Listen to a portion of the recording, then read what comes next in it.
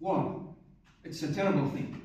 Of course, we all know that. And we've learned about many different tragic wars that took the lives of millions and millions of lives. And today, we are going to learn about what might be the most tragic war in history. No, it's not World War I or World War II. It's not the Vietnam War or the Korean War. It is the Great Emu War. Damn. Now, a lot of you are wondering, what is the Great Emu War? So let's just jump into it. The Great Emu War was waged in 1932, and it involved two parties, the Australian Army and the Free Emu Army. As for the goals of the parties, the Australians aimed to reduce the population of the emus and protect farmlands in Western Australia, while the emus aimed to eat all the crops and destroy the human race.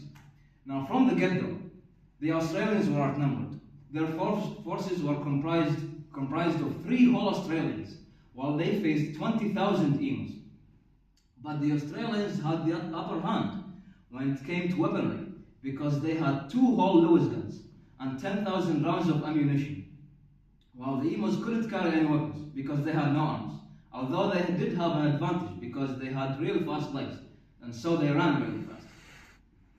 Now, the Australian army was led by the Australian Defence Minister, George Pearce, and the Emu army was led by the Emu Defence Minister. Unfortunately, when asked for his name, this was his response.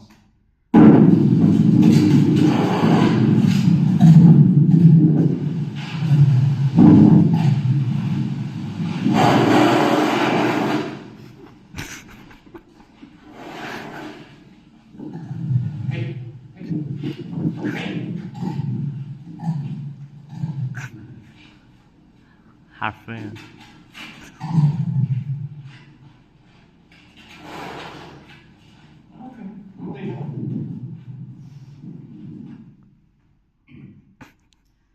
Now, the war continued for 38 whole days. Many lives were lost, many battles were fought. It was a truly tragic thing, but eventually the emus rose victorious. Now, although the emus won, when the war eventually ended, it had devastating losses for both sides. 986 emus were killed in the process, while the Australians have lost their dignity because no one will ever take them seriously again. And I would like to take a moment to appreciate and remember all the lives lost in this tragic war. And that was my presentation. And thank you.